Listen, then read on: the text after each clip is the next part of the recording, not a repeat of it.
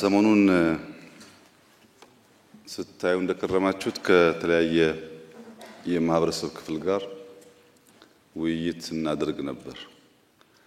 በየሴክተሩ ያደረግንበት ምክንያት ነገር በዴብዝ ለማወቅ ለመረዳት እንድንችል ነው።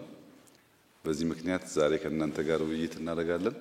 በተቻለ መጠን ውይይታችን ከውስጥ የመነጨ እንዲሆን ይሄ ይደረግ፣ ይሄ አይደረግ፣ ይሄ ይስተካከል፣ ይሄ ይታረም፣ አብረን ሀገራችንን እናንጽ የሚል ቁም ነገር ያለበት ውይይት እናደርግ።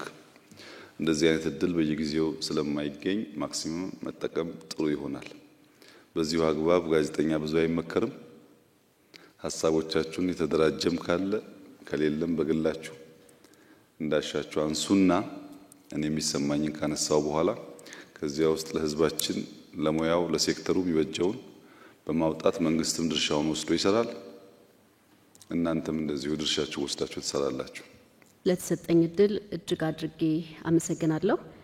በዚህ ዘርፍ ኮሙኒኬሽን እና ሚዲያ ራሱን ችሎ በክቡር ጠቅላይ ሚኒስትር ደረጃ እንድንወያይ እንዲሁም ደግሞ ትኩረት እንዲያገኝ እድል ስለተመቻቸልን እጅግ አድርጌ በድጋሚ አመሰግናለሁ። የኮሙኒኬሽን ዘርፉ እየሰፋ እያደገ እየዳበረ በመሆኑ ሙያው የሚጠይቀውን የሰው ኃይል ለማሟላት ትኩረት ሊሰጠው ይገባል የሚል እምነት አለኝ። ለዚህም የመንግስት ኮሙኒኬሽን አገልግሎትን ጨምሮ የፌደራል የክልልና የከተማ አስተዳደር የኮሙኒኬሽን ዘርፉን ጨምሮ በዘርፉ ሊያሰራ የሚችል መጣኝ ምቹ የስራ አካባቢ ባለመኖሩ አዳዲስ ባለሙያዎችን ወደ ዘርፉ ለማስገባት ወይም ለመቀላቀል አልተቻለም። በስራ ላይ ያሉትንም ባለሙያዎች ቢሆን እዛው ይዞ ያሰሩ ለማቆየት አልተቻለምና ወደ ሌላ ተቋማት የመፍለስ ሂደቶች አሉ። ይህ ደግሞ ዘርፉ የተሰጠውን ሀገራዊ ተቋማዊ ተልዕኮ ስላለ ይህን ለማሳካት የሚያስችል ሁኔታ እንዳይኖር ስለሚያደርግ ክቡር ጠቅላይ ሚኒስትር ይህንን ችግር በዘላቂነት ለመፍታት ምን ታስቧል የሚል የመጀመሪያ ጥያቄ አለኝ። ሁለተኛው ጥያቄ በኮሙኒኬሽን ዘርፍ መዋቅራዊ ችግሮች በሰፊው ይስተዋላሉ። ስራው በሚጠይቀው ልክ የተዘረጋ አደረጃጀትና አወቃቀር ባለመኖሩ በተግባር ገብተን ስናየው የችግሮቹ አንድ ጉዳይ ይሄ መሆኑን ማየት ችያለሁ። ውስጡ እንዳለ እንደ አንድ ባለሙያ ማለት ነው።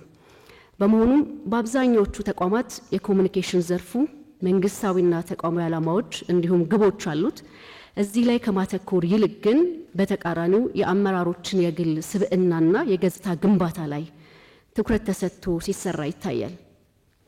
በዚህ ረገድ ክቡር ጠቅላይ ሚኒስትር መዋቅራዊ ችግሮቹን መፍታት እነዚህን ብቻ ሳይሆን ሌሎች ከዚህ ጋር ተያይዞ የሚመጡ በርካታ ችግሮችንም አብሮ የሚፈታ በመሆኑ ይህንን ችግር ለመፍታት ምን ታስቧል የሚል ሁለተኛ ጥያቄ አለኝ።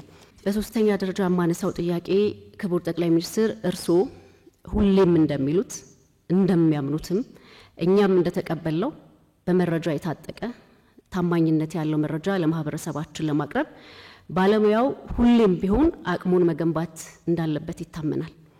በመሆኑም የኮሙኒኬሽንና የሚዲያውን ባለሙያ እንዲሁም ዘርፉን አሁን ካለው ጊዜው በዋጀው የቴክኖሎጂ አቅም የታጠቀ እንዲሆን በማድረግ የዘርፉን ባለሙያዎች አቅም ለማሳደግ ለማዳበር ከፍ ለማድረግ የሚያግዝ የልቀት ማዕከል ለመገንባት በመንግስቱ ምን ታስቧል? አራተኛው ጥያቄ የሚሆነው ከለውጥ ወዲህ እንግዲህ የዲጂታል ሚዲያው በሀገራችን ትኩረት ያገኘ እያደገ ድጋፍም የተሰጠው ያለው ጉዳይ ነው። ስለሆነም እንደ ሀገር የኮሙኒኬሽን ዘርፉ ዲጂታል ሚዲያውን በመጠቀም አሁን ካለው ደረጃ ወይም በላቀ ሁኔታ ከፍ አድርጎ በመጠቀም መረጃዎችን ለህብረተሰባችን ተደራሽ ለማድረግ በመረጃ የታጠቁ ዜጎችን ለመፍጠር የጋራ ጉዳይ ላይ የጋራ መግባባት ኖሮን አንድ የጋራ ማህበረሰብ ለመገንባት እንችል ዘንድ ክቡር ጠቅላይ ሚኒስትር በርሱ የዲጂታል በዚህ ዘመን በዘርፉ ምን ለመስራት አስበዋል የሚል ጥያቄ አለኝ። አመሰግናለሁ። አመሰግናለሁ ክቡር ጠቅላይ ሚኒስትር። ከህዝብ ሚዲያ የተሳተፍን አመራርና ባለሙያዎች ካደረግናቸው በየተቋማችን ጭምር በየደረጃው ካደረግናቸው ውይይት በኋላ የተጠቃለሉ የተወሰኑ ጥያቄዎችን እንዳቀርብ ስለፈቀዱልኝ በብዙ ክብር አመሰግናለሁ። በቅድሚያ ሚኒስትሪ ሚዲያው ራሱን ችሎ በነጻነት ያለምንም ጣልቃ ገብነት በህግና በአሰራር ተጠናክሮ የራሱን ድምጽና ቀለም ጠብቆ እንዲሰራ ላሳዩት ቁርጠኝነትና ለሰጡት ሰፊ ድል ከፍ ያለ ምስጋና አቀርባለሁ። ለሚዲያና ኮሚኒኬሽን ስራ መቃራት ሰፊ ትኩረት ተሰጥቷል። እርስዎም በጣም ብዙ ይደክማሉ። ከዚህ አንጻር ለዚህ ማሳያዎችን ብዙ ማቅረብ ይቻላል። እኔ የምሰራበት ተቋም በብዙ ተቀይሯል። ከዚህ በፊት በነበራቸው አካሄድ የተበታተነ አቅም የነበራቸው የሚዲያ ተቋማት ወደ አንድ መጥተው ተጠናክረው እንዲሄዱ በማድረግ ረገድም የተሰሩ ስራዎች አሉ። በአጠቃላይ ሚዲያው በሁለት እግሩ ቆሞ ስለ ኢትዮጵያ እንዲዘግብ የኢትዮጵያን እውነት የሚገልጥ ፓን አፍሪካኒስት ሚዲያ እንዲሆን ለሚያደርጉት ያልተቋረጠ ድጋፍ በዚህ አጋጣሚ እንዳመሰግን ይፍቀዱልኝ። ወደዚህ ስብሰባ ከመምጣታችን በፊት ትላንት ሀገር የመገንባት ስቶሪ በሰው ህይወት፣ በግንባታ እድገትና ፍጥነት፣ በህልም ብርታት፣ በጽናት ተከናውኖ መሬት ላይ አይተናል። በአዲስ አበባ የተገነቡ ዘመን ተሻጋሪ ትላልቅ የልማት ስራዎችንም በሰፊው ጎብኝተናል። እርግጥ ነው ከዚህ ቀደምም ባለፉት የለውጥ ዓመታት የተሰሩ ትልልቅ የልማት ስራዎችን የመጎብኘትና የተሰሩትን እንደ ሚዲያ ላላዩት የማሳየት ሂደቱን፣ ፈተናውን፣ ስኬቱን የመሰነድ እድል በሰፊው አለን። በዚህ ሂደትና ትላንትም ባየናቸው ስራዎች እንደ ሀገር የምንጓዝበት መንገድ የመዳረሻውን ከፍታ አይተናል። ሀገር መውደድ፣ ለሰው መስራት፣ ነገን ዛሬ መስራት በተግባር ተገልጠው በውስጣቸው ተመላልሰን አይተናቸዋል። ቀደም ባለው ጊዜ የተጀመሩትን ሰው ተኮር ስራዎችን ብንመለከት ባዶ የምሳቃና ሌሎች የሰቆቃ ታሪኮችን ከተቸገሩ እናቶች አቅም ካነሳቸው ቤተሰቦች ላይ ያስቀረ መሆኑን እናውቃለን። በዚህ ረገድ በርካታ ሚሊዮን ኢትዮጵያውያን ህፃናት በየትምህርት ቤቱ በቀን 2 ጊዜ የሚመገቡበትን ሁኔታ አይተናል። ይሄ በመላ ሀገሪቱ የተተገበሩ ሰው ተኮር ፕሮጀክቶች የሰውነት መንገድ ማሳያ መሆናቸውንም አይተናል። ትላንት በነበረን ጉብኝትም ያየነው ይሄን ነው። ክቡር ጠቅላይ ሚኒስትር ለምሳሌ ከካዛንቺስ የተነሱት ሰዎች ያሉበትን ሁኔታ የትላንት ኑሯቸውን ከዛሬ ጋር በማነጻጸር በቦታው ተገኝተን አይተናል። ለዚህም እናመሰግናለን። በአጠቃላይ ገናና ሀገርና ታላቅ ሀገር የመስራት ጥረት እንዲሳካ ሂደቱን በብዙ መግለጥ የኛ ድርሻ ቢሆንም እርስዎም ስለሚያደርጉት ጥረት አለማመስገን ንፉግነት ስለሚሆን እናመሰግኖታለን። ከህዝብ ሚዲያዎች የተደራጁ የተወሰኑ ጥያቄዎችን ከዚህ ቀጥሎ አነሳለሁ። አንደኛውና ዋናው ጉዳይ የሀገራዊ ለውጡ መሰረትና መንገድ የኢትዮጵያን የወል እውነትና የጋራ ስነ ልቦና መገንባት፣ ብዝሃነትን ያከበረ አንድነት ላይ የተመሰረተ ሀገር የመስራት ፍላጎት ነው። ይህ ሁሉም ኢትዮጵያዊ የሚያግባባ ጠንካራ ሀገራዊ ትርክት የማጽናት ሂደት የሚዲያና ኮሚኒኬሽን ስራችንን በብዙ ይፈልጋል። ከዚህ አንጻር ወጥ የሆነ በብሔራዊ ጥቅም ላይ የተመሰረተ የወል እውነትን የሚገነባ ብዝሃነትን የሚያከብር ኢትዮጵያዊ አንድነትን የሚያጠናክር የሚዲያና የኮሚኒኬሽን ሀገራዊ አቅጣጫ ለመከተል እንደ መንግስት የተያዘው የፖሊሲ አቅጣጫ ምንድነው የሚል ጥያቄ አንደኛው ተነስቷል። ሁለተኛው ጥያቄ በአጠቃላይ ሀገራዊ አቅምን ከማሳደግ አንጻር ራስን ከመቻል ብሔራዊ ጥቅምን የሚያስጠብቁ ጉዳዮች በብዙ ዘርፎች እየተከናወኑ እንደሆነ ይታወቃል። ዘላቂነት ያላቸው ለቀጣዩ ትውልድ ጠንካራ ሀገር ለማስረከብ የሚያስችሉ ስራዎችም በብዙ ዘርፎች በሶም ኢኒሼቲቭ የተጀመሩ አሉ። ከኛ ከሚዲያና ኮሚኒኬሽን ስራችን አንጻር ደህንነቱ የተረጋገጠ ብሔራዊ ጥቅማችንን የሚያስከብር አስተማማኝ የሆነ ጥራት ያለውና ኢኮኖሚያዊ አዋጭነቱ የተጠበቀ የሚዲያና ኮሚኒኬሽን መሰረተ ልማት ከማልማት አንጻር ምን የታሰበ ነገር አለ የሚል ጥያቄ ተነስቷል። ይሄ የሚነሳው ለምንድነው? በተለይ የህዝብና የግል ሚዲያዎች በብዙ የሚፈትነን አንዱ ጉዳይ የኮሚኒኬሽን ሳተላይት እንደ ሀገር የራሳችን አለመኖሩ በብዙ አግባብ ከደህንነትም አንጻር ከብሔራዊ ጥቅምም አንጻር ከኢኮኖሚ ጥቅምም አንጻር የሚነሳ ስላለ ነው። ብዙ ሊባሉ የሚችሉ ሚዲያዎች በተለይ ከሳተላይት ኪራይ ክፍያ ጋር የተያዘ የተዘጉም አሉ፣ አሁንም ለመክፈል የሚቸገሩም አሉ። እንደ ህዝብ ሚዲያ ከኛም አንጻር ብንመለከት በጣም ከፍተኛ ወጪም የምናወጣበት የደህንነት ስጋትም ያለበት ስለሆነ በዘላቂነት እንደ ሀገር የታሰበ ነገር ካለ ይህ ምላሽ ቢያገኝ የሚል ጥያቄ ነው ያለው። ከዚሁ ጋር አብሮ የሚያያዘው የሳይበር ሚዲያ በፍጥነት እያደገ ነው የመጣው።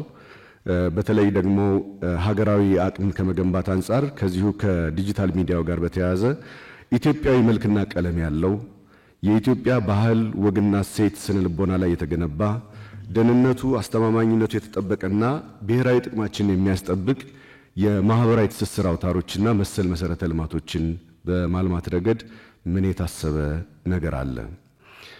ክቡር ጠቅላይ ሚኒስትር፣ ሚዲያው የህዝብ ድምጽ እንዲሆን የመልካም አስተዳደርና የምርመራ ዘገባዎች እንዲሰራ የህዝቡም የሚዲያ አመራሩም የእርሶም ከፍተኛ ፍላጎት እንደሆነ ይታወቃል።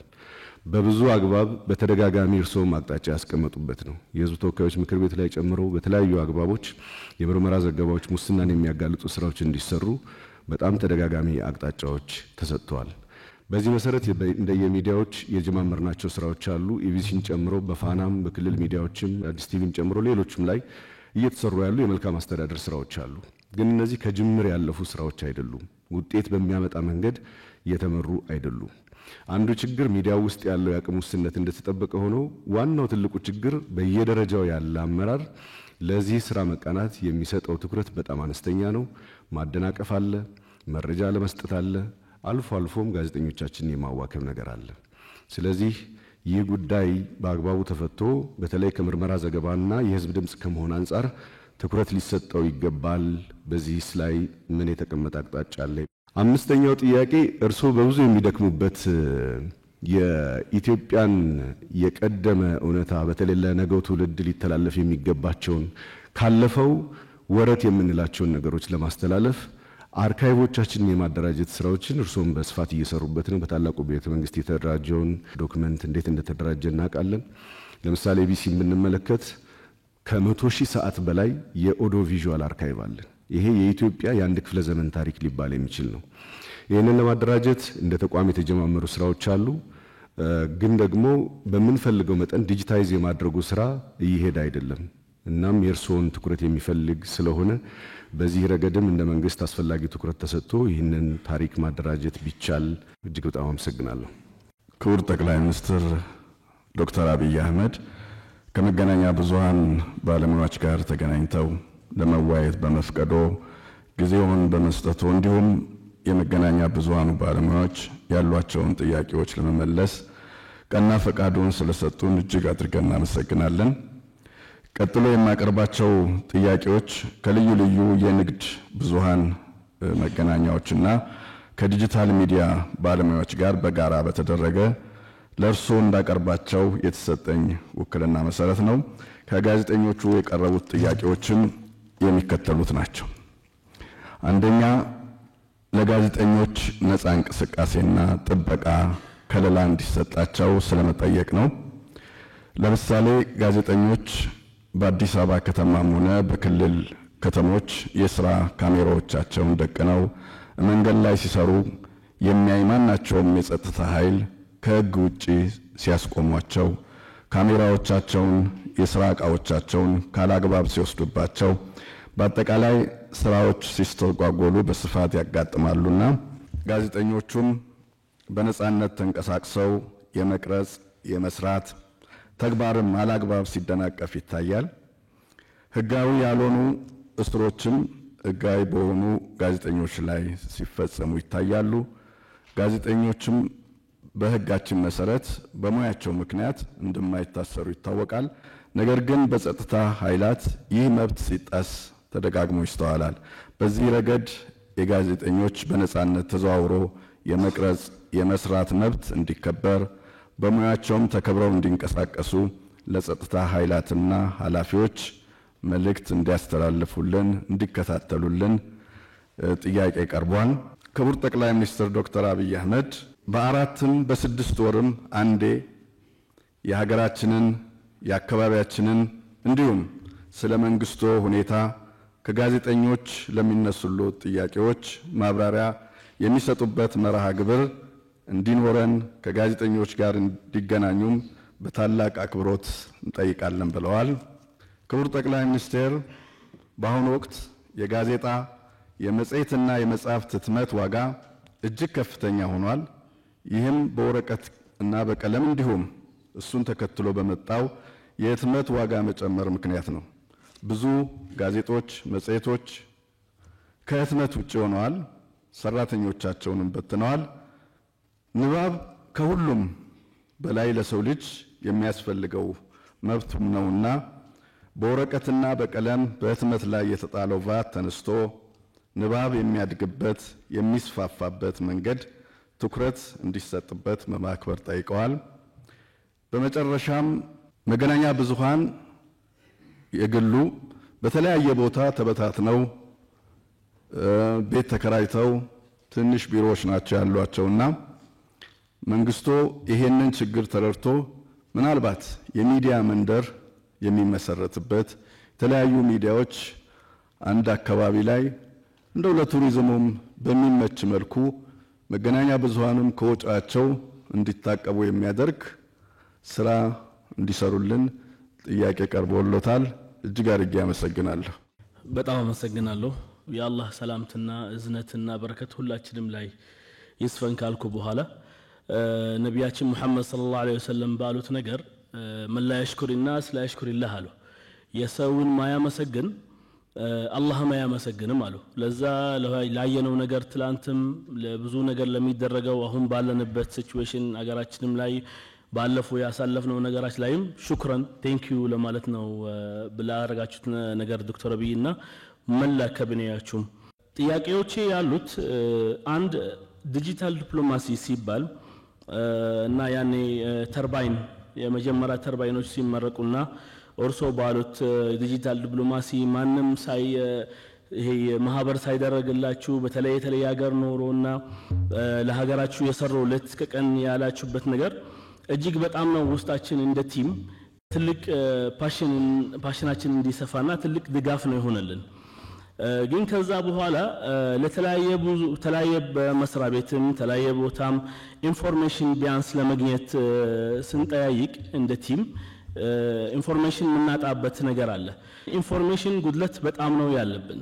ኢንፎርሜሽን እንድናገኝ እንዴት ነው ማለት ለተለያየ መስሪያ ቤቶችም ለውጭ ጉዳይ ሚኒስትርም ይሁን ለብዙ ቦታም ለኮሙኒኬሽንም በትክክል ኢንፎርሜሽን የምናገኝበት መንገድ ለምንድን ነው ማይዘጋጀው? ሁለተኛ እንደምታውቁት ሶሻል ሚዲያ ላይ ወይ ዲጂታል ዲፕሎማሲ ላይ ብዙ ሰው ብዙ ጥቅምና ብዙ ብር በሐሰት ኢንፎርሜሽን የሰራ ነው። ሀገራችን ውስጥ ያለ ሚዲያ ተቀናጅቶ 24/7 ቀን የሚሰራ በአረበኛ ምን ተናጋሪ ቢደረግ ኦፊሻሊ እንደምናየው አንዳንድ ዘርፎች ራሱ የሚዲያ ቻናላችሁ በአረበኛ ሴክተር የነበራችሁ ራሱ እንኳን ለመበርታታት ይልቅ ቻናሉ ራሱ ከሳተላይት ተዘግቶ ወደ ዲጂታል ሚዲያ ላይ ተላልፏል።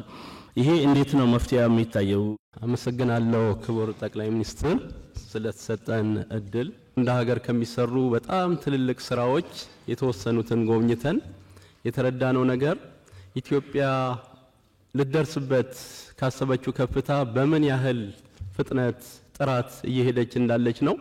ከዚህ አንፃር እኛና ኢትዮጵያን ከተረዳነው በላይ ኢትዮጵያን የማይወዱ ወይም ጠላቶቿ ይሄንን ፍጥነት ጉዞ የተረዱት ይመስለኛል። ስለዚህ አንተ ገንዘበን እኛም ራሳችን ሌላውንም ህዝብ ከማንቃት አንፃር በርካታ ስራ መስራት እንዳለብን አምነናል። ከዚህ ቀጥሎ ከፐብሊክ ሚዲያ የተደራጁ ጥያቄዎችን አቀርባለሁ። የመጀመሪያው ጥያቄ መንግስት መገናኛ ብዙሃንን ለመደገፍ የሚሄድበት ርቀት በጣም ትልቅ አክብሮት አለን። ኢቢሲን ኢዚያን በስቱዲዮ እንደ ከመሰረተ ልማት ጀምሮ ለማቋቋም የሄደበት መንገድ ትልቅ ምስጋና አለው። ነገር ግን ከዚህ አንፃር ለህትመት ሚዲያው የተሰጠው ትኩረት ደግሞ በዛ ልክ አይደለም የሚል እምነት አለን። ለምሳሌ የማሰራጫ ጣቢያዎችን በመገንባት ግቢዎችን ስቱዲዮ በመገንባት መንግስት ብዙ ድጋፍ አድርጓል ኤሌክትሮኒክስ ላይ።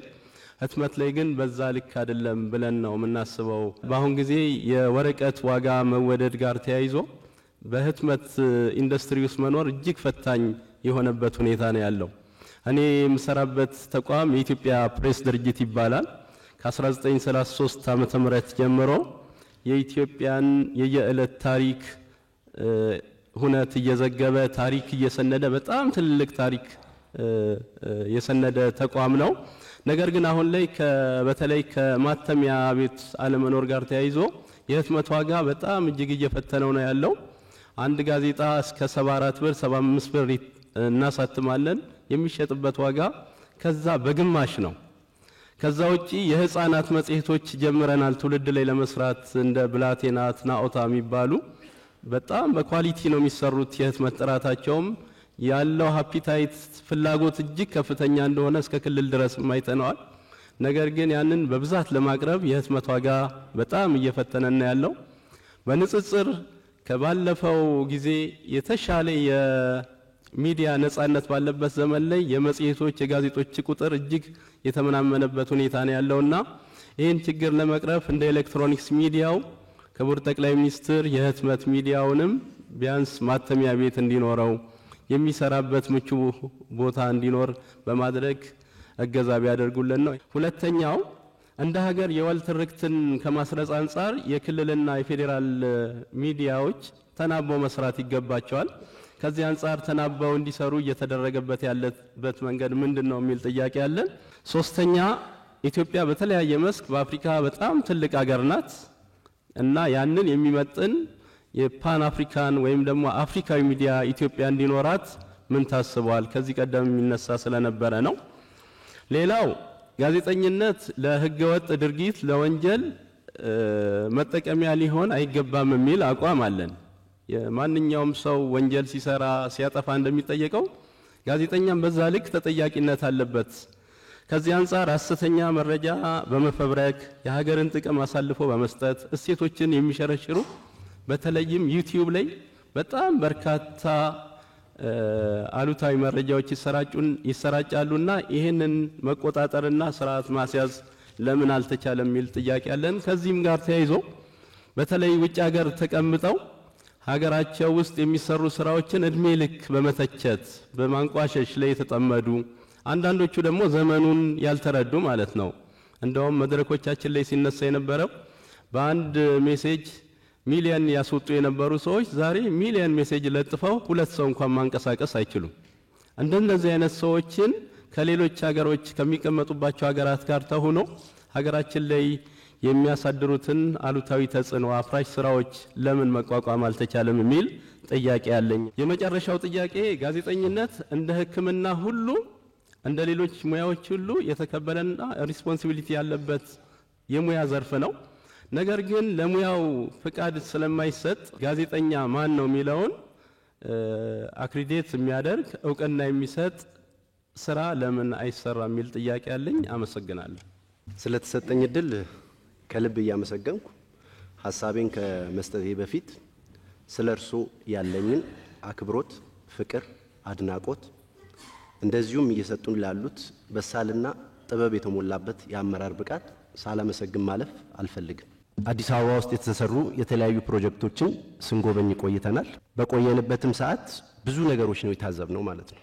በመጀመሪያ ፕሮጀክቱ የተሰራበት ሁኔታ ውበት፣ ዘመን ተሻጋሪነት፣ ተመጋጋቢነት፣ የይቻላል መንፈስን ያረጋገጥንበት ከዛም አልፎ የነገውን ትውልድ ተስፋ በሚሰጥ በሚያስተምር የኢትዮጵያን የማንሰራራት ራዕይ ሊያሳካ በሚችልበት እንደዚሁም የበለጸገች ኢትዮጵያን በአጭር ጊዜ የምናረጋግጥ መሆኑን የተረዳሁበት መሆኑን መግለጽ እፈልጋለሁ። ከዚህ በመቀጠል ከፕሬስ ነጻነት ጋር ተያይዞ የተሰሩ ወይም ደግሞ ሪፎርሞች በጣም ብዙዎች ናቸው። ሐሳብን በነጻነት የመግለጽ የተለያዩ የሚዲያ ተቋማት የመስፋፋት ብዙ በዚህ ዘርፍ የተወሰዱ የሪፎርም ስራዎች እንዳሉ መንግስት እንደ ትኩረት አቅጣጫ ወስዶት ብዙ አመርቂ ስራዎች እየተሰሩ እንዳለ ማንሳት እፈልጋለሁ። ብሔራዊ መግባባትን ከመፍጠር አንጻር፣ የሀገር ገጽታ ግንባታን ከመገንባት አንጻር፣ የወል ትርክትን የመደመር እንደ ኮሚኒኬሽን ዘርፍ ሰራተኛ በእኛ አካባቢ አሰባሳቢ ትርክትን ከማስረጽ አንጻር አንድነትን፣ ወንድማማችነትን፣ አብሮነትን፣ አፍራሽ ሐሳብን ከመግራት አንጻር የሀገር መንግስት ግንባታው ላይ የተለያየ ድርሻውን በየደረጃው ባሉ መዋቅሮች የድርሻችንን እየተወጣን ቆይተናል። ነገር ግን የበኩሉን ድርሻ በሚገባው ልክ ይወጣ ዘንድ በዚህ ዘርፍ የተወሰኑ ሐሳቦችን አጽንኦት ሰጥቼ ማንሳት እፈልጋለሁ። የመጀመሪያው በዘርፉ ያሉ ምሁራን የሴክተሩን አስፈላጊነት ወይም ደግሞ ወሳኝነትን ለመግለጽ ሲፈልጉ አራተኛው መንግስት ብለው ይጠሩታል። ስለዚህ እንደ አራተኛ መንግስትነቱ የበኩሉን ሚና እንዲወጣ እንደ ተቋም እየተወሰደ ያለው ሪፎርም በቂ ነው ብዬ አላምንም።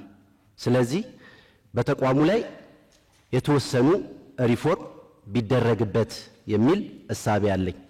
በመቀጠል በሀገር ውስጥም ሆነ በውጭ ሀገር ቁጭ ብለው ሐሰተኛ መረጃ፣ የጥላቻ ንግግር የሚሰብኩ ሚዲያዎችም ሆኑ ግለሰቦችን የህግ የበላይነት እንዲረጋገጥባቸው በመንግስት በኩል ምን ይታሰባል? አመሰግናለሁ። ክቡር ጠቅላይ ሚኒስትር በዚህ ዕለት ከመገናኛ ብዙሃን ባለሙያዎች ጋር ተገናኝተው ለመወያየት ጊዜውን ስለሰጡ እንደዚሁ ደግሞ ለምናነሳቸው ጥያቄዎች ለመመለስ ፈቃደኛም ስለሆኑ በቅድሚያ አመሰግናለሁ። እንግዲህ ቀጥሎ የማቀርባቸው ጥያቄዎች በዋነኛነት ከልዩ ልዩ የንግድ መገናኛ ብዙሃንና የዲጂታል ባለሙያዎች ጋር በጋራ ያደረግናቸው ውይይቶችና ለዚህ መድረክ የሆኑ ዘንድ የተዘጋጁ ጥያቄዎችን ይሆናል። የመጀመሪያው ጥያቄ አቅም ግንባታን ይመለከታል። በተለይም ከጋዜጠኝነትና ተግባቦት ትምህርት ክፍል ጋር በተገናኘ ነው ጉዳዩን በስፋት የተወያየንበት። ከአቅም ግንባታ ጋር ተያይዞ በተለይ ሀገርኛ የሆነ ኢትዮጵያዊ መልክ ያለው እና ከተቋሙ በዋነኛነት የሚቀዳ ኢትዮጵያዊ የሆነ የሚዲያ ፍልስፍና አገሪቷ ያስፈልጋታል ብለን በስፋት ተወያይተናል። ኢትዮጵያዊ የሆነ ሚዲያ ፍልስፍና ለመቅረጽ የሚያስችል ደግሞ የልህቀት ማዕከል ሊገነባ ያስፈልጋል የሚለውን ነው በዋነኛነት በደንብ የተወያየ ነው። ሁሉም የትምህርት ክፍል ወይም ደግሞ የትምህርት ተቋም የሚያበቋቸውን ዜጎች በኢትዮጵያዊ የሚዲያ ፍልስፍና የተቃኙ የጋዜጠኝነትና ተግባቦት የትምህርት ስልጠናዎችን በዘርፉ እንዲሰጡ በይበልጥ ያግዛል። ስለዚህ በጋዜጠኝነትና ተግባቦት ትምህርት የሚሰጡ የትምህርት ተቋማት የሚታገዙበትና በተለይ ደግሞ ይህን ፍልስፍና ከአንድ ማዕከል ወይም ደግሞ ቀደም ሲል ከገለጽኩት ከታሰበው የልቀት ማዕከል ውስጥ በአንድ እንዲቀዱ ያግዛልና ፍልስፍናውም የኛው ሆኖ በእኛው የተቃኘ ሆኖ የሚቀጥል ስለሆነ ይህ እንዲሆን እንጠይቃለን። በጊዜ ገደብ አንድ መረጃን ጠይቆ አንድ የመገናኛ ብዙሃን ባለሙያ በምን ያህል ጊዜ ውስጥ መረጃውን ማግኘት እንዳለበትና መረጃውን ሳያገኝ ደግሞ ሲቀር የተጠያቂነት ተዋረድ ደረጃዎቹን እንደዚሁ ህጉ ላይ በዝርዝር ተቀምጠዋል። ግን የህጉ ተፈጻሚነት ላይ ክፍተቶች አሉ። አሁንም ክቡር ጠቅላይ ሚኒስትር ይህንን መረጃ መስጠት እንደሚታወቀው አንዱ የመንግስት ግልጸኝነትና ተጠያቂነት ማረጋገጫ መንገድ መሆኑን ተገንዝበው መንግስቱ ይህንን ችግር ተረድቶ ለመፍትሄው እንግዲህ ቁርጠኝነት ወይም ደግሞ አንድ አቅጣጫ ቢሰጡ የሚል ነገር አንስተናል። አመሰግናለሁ። አመሰግናለሁ ክቡር ጠቅላይ ሚኒስትር። ከለውጡ በፊት እንደሚያውቁት ክቡር ጠቅላይ ሚኒስትር ለረጅም ዓመታት የእርስ በርስ ቁጥጥር ስርዓት በኢትዮጵያ መገናኛ ብዙሃን አማካኝነት እንዲከናወን ለማድረግ ብዙ ጥረቶች ሲደረጉ ቆይተው ሳይሳካ ቀርቶ በአዲሱ የፕሬስ አዋጅ ላይ ይህ የእርስ በርስ ቁጥጥር ስርዓት የህግ ማዕቀፍ እንዲኖረው በመደረጉ የተነሳ የኢትዮጵያ መገናኛ ብዙሃን ምክር ቤት ተመስርቶ አሁን በጥሩ ደረጃ ላይ ይገኛል። ለዚህም እጅግ አድርገን ማመስገን እንፈልጋለን። እርሶም ብዙ ጊዜ በፓርላማም በተለያዩ መድረኮች ላይ እንደሚናገሩት ኢትዮጵያ ውስጥ ስልክ ያለው ሰው ሁሉ ጋዜጠኛ የሆነበት ሁኔታ ነው ያለውና የኛ ምክር ቤታችን በዚህ ረገድ ፕሮፌሽናል የሆነ ጥናት አስጠንተን ማን ነው ጋዜጠኛ መሆን ያለበት፣ የጋዜጠኝነት ክራይቴሪያስ ምንድናቸው፣ በዛ ላይ ከመጀመሪያው ጀምሮ ህግና ደንብን አክብረው የሚሰሩና ላይሰንስ አውጥተው የሚሰሩትን በዚህ ደረጃ የፕሬስ አይዲ ለመስጠት ጥናት አስጠንተን ጨርሰናል። እንቅስቃሴ እያደረግን ስለሆነ በዚህ ረገድ እርስዎ የሚሰጡን ምክረ ሀሳብ እዚህ ላይ ቢኖር በጣም ጥሩ ነው። ሌላ የምናነሳው ጥያቄ ሙያቸውን አክብረው የሚሰሩ እቺን ሀገር ያገለገሉ ሙያተኞች በሀገር አቀፍ ደረጃ ብሔራዊ እውቅናና ሽልማት ሲሰጥ አናይም ለጋዜጠኞቹ። ይህንን ምክንያት በማድረግ እኛም በዚሁ ላይ ሰፋ ያለ ጥናት አሰርተናል። መንግስት ሊያገዘን የሚችለው ነገር ካለ ፕሮፌሽናል የሆኑትን እነሱን ኢንካሬጅ ባደረግን መጠን የተሻሉትን ባበረታታን ቁጥር ከስር የሚመጣው ወጣት በዚህ ረገድ የተሻለ ይሆናል ብለን እናስባለን። የመገናኛ ብዙሃን አዋጁን የሰሩት ፕሮፌሽናል ሰዎች ረቂቅ የመረጃ ነጻነት አዋጅን አዘጋጅተው አፋፍ የደረሰ ነው። ብዙ ጊዜ በተደጋጋሚ ተወያይተንበታል። ነገር ግን አዋጁ ራሱ የቻለ እንደውም ከበፊቱ በተሻለ ሁኔታ መረጃ መንግስትና ህዝብን ለማቀራረብ መገናኛ ብዙሃንም በቀላሉ መረጃ ማግኘት እንዲችሉ ለማስቻል ራሱን የቻለ የመረጃ ባለስልጣን ኤጀንሲ ራሱ እንዲቋቋም ሰጀስት የሚያደርግ አዋጅ ነው። ኮሚቴው ፈርሶ አሁንም ኦልሞስት ረጅም ጊዜ ሆኖታል። ምናልባት እንግዲህ አሁን ሰኔ 30 የደረሰ ነው። ለአሁን ባይደርስ ለሚቀጥለው ዓመት እንዲታሰብበትና አዋጁ እንዲጸድቅ እና በመንግስትና በህዝብ መካከል የሚኖረው የመረጃ ልውውጥ በጣም ትራንስፓረንት እንዲሆን ይሄ አዋጅ የሚጸድቅበት መንገድ ቢፈልግ ለማለት ነው። እጅግ አድርጌ ነው የማመሰግነው ክቡር ጠቅላይ ሚኒስትር። አመሰግናለሁ ስለተሰጠኝ እድል። በነበረን ጉብኝት እንዲሁም ደግሞ በግሌ የዓይነ ስውር እንደመሆኔ መጠን የኮሪደሩ ልማት ለኔ ከሰጠኝ ትሩፋት ቀጥ ብዬ ሳልሳቀቅ እንዲሄድ ካደረገኝ በዘናቢ አሁን እንደውም ትንሽ ያስቸገረኝ ሰዎች ናቸው። ፊት ፖል ነበር ያስቸግረኝ የነበረው።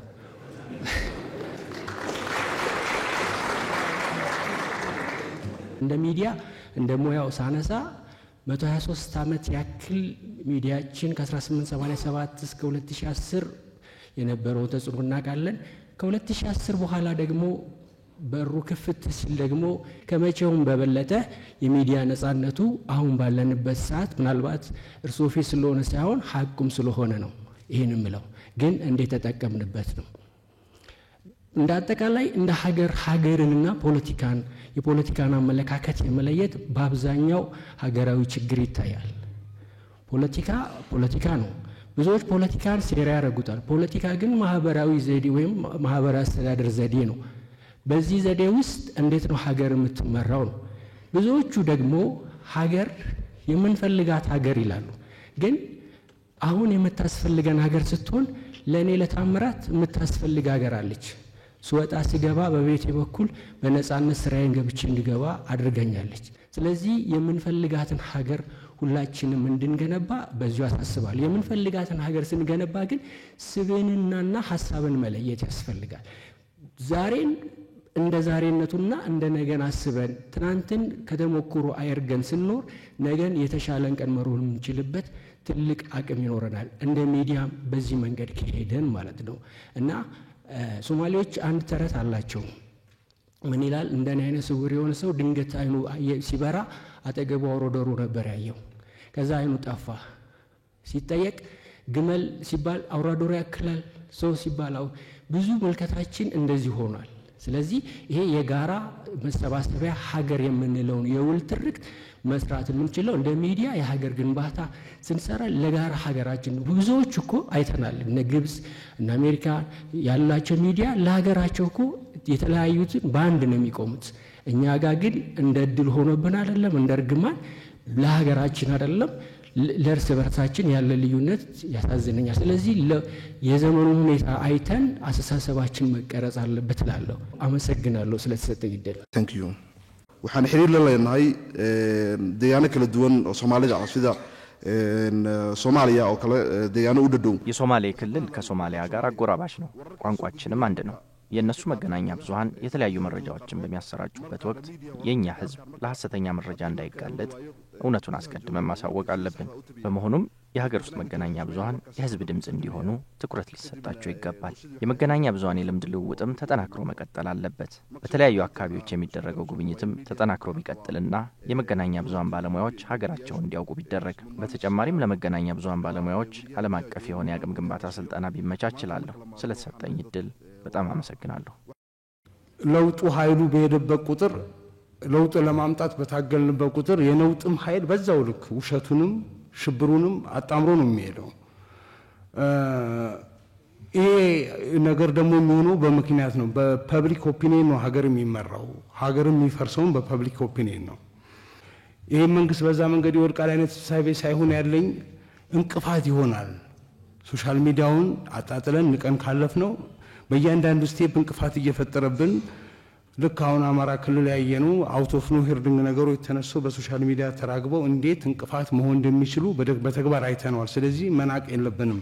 እዚህ ጋር ያይዤ ማንሳት የምፈልገው ሶሻል ሚዲያው ላይ ኮንትሮል የለንም፣ ምንም አይነት ቁጥጥር የለንም። የሶሻል ሚዲያው ባለቤቶቹ ያሉ ፕላትፎርሙ ውጭ ሀገር ነው ያለው። አብዛኞቹ ሚዲያ ላይ የሚሰሩ ሰዎች ውጭ ሀገር ነው ያሉት። እኛ እዚህ ሀገር ውስጥ ያለኑ ሰዎች አለን። ፕላትፎርሙ በራሱ በተለየ መንገድ የመንግስትን አቋም ይደግፋሉ ወይም ደግሞ እውነትና ኢትዮጵያዊነትን ያቀነቅናሉ ብሎ የሚላቸውን ሰዎች በተለየ መንገድ ነው የሚቀጣው። አሁን ራሴ እንደማሳያ ብጠቅስ እኔ 31 ጊዜ የኔ ቻናል ተዘግቶብኛል። ያለ ምንም ምክንያት፣ ያለ ምንም ማስረጃ፣ ያለ ምንም ጥፋት ነው የሚዘጉት። እዚህ ጋር አንድ ይሄን በጣም አንገብጋቢ አድርጌ የማነሳው በእኛ ሀገር ፖለቲካ ላይ በእኛ ሀገር ትውልድ ላይ በእኛ ሀገር እጣ ፈንታ ላይ እንደፈለጋቸው መጫወት የሚችሉበት እድል ተፈጥሮላቸው እኛ የሞትን እነሱ ፖለቲካ የሚያተርፉበት ሁኔታ ነው ያለው። የፕላትፎርም ብጥብጥም ሁከትም ሽብርም ውሸትም የሚነዛው በዚህ በሶሻል ሚዲያ ነው። ይሄን በየሳበቃ ምናልባት እርሶ በተደጋጋሚ የሚያነሱት የእርሶ ስራ በደንብ ነው የሚገባኝ። እኔ ችግር የለብኝም። የቀናነትም ችግር የመጠራጠርም እንትን ስለሌለኝ ይገባኛል፣ አንደርስታንድ አደርጋለሁ። ፉድ ሶቨርኒቲ የሚለው በጣም ፐርፌክት ነው። ቫሉ ሃይ ቫሉ የሚለው አለ፣ ኢነርጂ ሶቨርኒቲ አለ፣ ዳታ ሶቨርኒቲ ይላሉ መጨረሻ ላይ መጥተው። እሱ የሚገርም ስትራቴጂ ነው፣ በጣም ቢዩቲፉል ነው።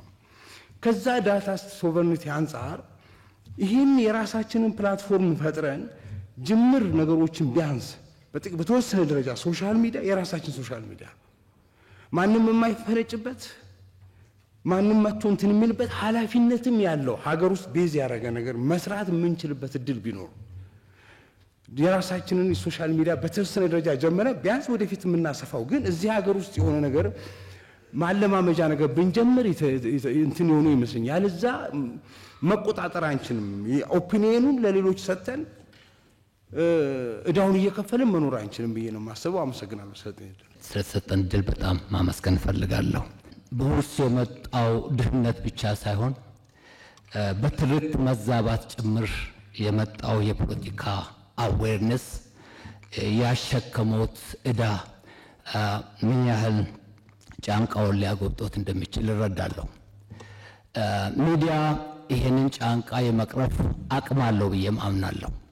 አንድም ማህበረሰብ የአመለካከትና አስተሳሰብ ለውጥ ሳይሰራበት ለውጥ አጀንዳዎችን በመግፋት በሚታዩ የልማትና የተለያዩ ለውጦች ህዝቡን ማርካት እንደማይቻል እርሶ ላይ እየደረሰ እያረፈ ያለው ጫና ለእኔ ትምህርት ይሰጠኛል።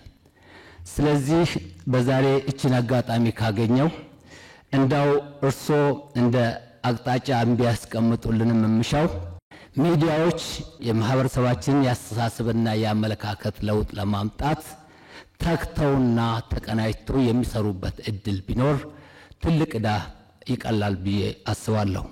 እንደሚገነዘቡት የኢንላይትመንት አንዱ ትሩፋት ህይወቱን ነው ዲፋይን ያደርገው። የሰው ልጅ በምድር ላይ የሚኖረው ለምንድን ነው እና ፐርሱት ኦፍ ሃፒነስ ከዛ ነው የሚጀምረው። ይሄ ፐርሱት ኦፍ ሃፒነስ የሚመጣው ደግሞ ዜጎች ወይም ሰው ልጅ መብትና ግዴታውን ሲያቅ ነው። መብትና ግዴታ ማወቅ ማለት እያንዳንዱ ሰው በመብቱ በተሰጠው ጠገግ ግዴታውን ተከትሎ ስለሚኖር ለስልጣንም ለጥቅምም ሌላውን ጨፍልቄ ሌላው ላይ ዘምቼ ሌላውን ጎድቼ ወግቼ ይሄን አገኛለሁ የሚል ሐሳቤው እየቀጨጨ ይሄዳል። እኛ ባህላዊ ማህበረሰብ ነን። ኢንዱስትሪያል ሪቮሉሽን ውስጥ አላለፍንም። መስት ቢ አንፎርቹኔት ቀጥሎ የኢንላይትመንት አላገኘንም። የዘመናዊ ትምህርታችን የተጀመረው የምዕራቡን እንዳለ ኮርጆ በማምጣት ወለጋ ውስጥ ሊዴሳ የት ቦታ እንዳለ ሳናቅ ትላልቆቹ ሚሲሲፒን እያወቅን የምናድግበት ሁኔታ ነው ትምህርት ስርዓቱ የፈጠረን። ለዚህ ነው ችግሮቻችን በሙሉ ተዘባርቀው የኢትዮጵያን ችግር አንዴ በሶቪየት ህብረት አንዴ በአሜሪካ ሞዳሊቲ እንፈታለን የምንለው ዛሬ ለደረስንበት አጣብቂኝ ከቶናል። ስለዚህ እያንዳንዱ ሚዲያ ትላልቅ ሪሶርስ ያላቸው የህዝብ ሚዲያ የሚባሉ መንግስት ቀጥታ የሆነ ቁጥጥር ያላቸው ሚዲያዎች ኢንላይትመንትን የሰዎች መብትና ግዴታቸውን ሊያሳውቅ የሚችል ፕሮግራምን ቢሰሩ በጣም ጥሩ ነው ብዬ አስባለሁ። የአስተሳሰብና የአመለካከት ለውጥ የማምጣት ስራ ዋና ስራው መሆን አለበት ብለን ገብተንበታል። ያንን ስናደርግ ከነበረን ኮንስቲትዩንሲ ተነጥለናል። የሰርቫይቫል ችግር ውስጥ ምን ያህል እንደተዘፈቅ ሳይሰሙት አይቀሩምና ሪሊ እኛ ብቻችንን መስራት አንችልም። ይህን ስራ እያንዳንዱ ሚዲያ ቢያንስ የአንድ ሰዓት የሁለት ሰዓት ታይም አሎኬት አድርጎ ይሄ አንድ ማህበረሰብ ለመለወጥ የሚያስችሉ የአስተሳሰብ ለውጥ ለማምጣት የሚችሉ ስራዎች እንዲሰሩ አቅጣጫ ቢኖር ጥሩ ነው ብዬ አስባለሁ። የሀገራችን ትልቁ ችግር የመልካም አስተዳደር ችግር ነው። ከቀበሌ ከወረዳ ጀምሮ ያለው ብሶት በጣም አድጓል። ይሄን እርስዎ ሁልጊዜ በፓርላማ ይናገራሉ፣ በተለያየ ቦታ ይናገራሉ፣ ግን ወደታች እየወረደ አይደለም። ያ እየወረደ ስላይደለ ማህበረሰቡ ከፍተኛ ብሶት አለው። ይሄን ለውጥ ማየት የማይችልበት አይኑን የሚጋርድ እነዚህ ትናንትና ያየናቸው የሚሰሩ ስራዎችን አይኑን የሚጋርድ የመልካም አስተዳደር እጦት ስላለ ይሄ መሶብ እንደዛ አይነቶቹ ችግር ለመፍታት ትልቅ አርአያነት ያለው ስለሆነ አዲስ አበባ ውስጥም አቅም አይነው የኢኮኖሚ አቅም ይጠይቃል፣ የሰው ኃይል ይጠይቃል። በአንድ ጊዜ ይሆናል እያልኩ አይደለም፣ ወደምትሉ አባዙት እያልኩኝ አይደለም። ግን እሱ ጥሩ ጅማሮ ስለሆነ በዛ በኩልም ሪሊ ለራዮ ያንን ነገር አስቦ ያ ነገር እንዲኖር በማድረጉ ሳይንስ ሙዚየምን ለማምጣት እንዳሰቡት ሁሉ ይሄኛውንም እንዲመጣ በማድረጉ ሪሊ በራሴ በኩል ከፍተኛ አድናቆት አለኝ። በጣም ላመሰግን እወዳለሁ። መጨረሻ ላይ ልምፈልገው አንዱ ትልቁ ችግራችንና የአገራችን ሁሉና ጭምር አደጋ ላይ እየከተተ ያለው for the last 30 or 40 or 50 ዓመት ይባል ወይ ደግሞ በተግባር በፖሊሲ በህግ መንግስት ውስጥም ገብቶ ሚዲያዎቻችን በሙሉ ተቀባብለውት ያሰፈኑት የትርክት መዛባት ጠላትና ወዳጅን በመፍጠር ዛሬ ጭራሽ ትናንት ያልነበረ ማንነት ኮሌክቲቭ ማንነት ወደ ጦርነት ተቀይሮ ምን ያህል ስጋት የሆነብን ያየን ነው።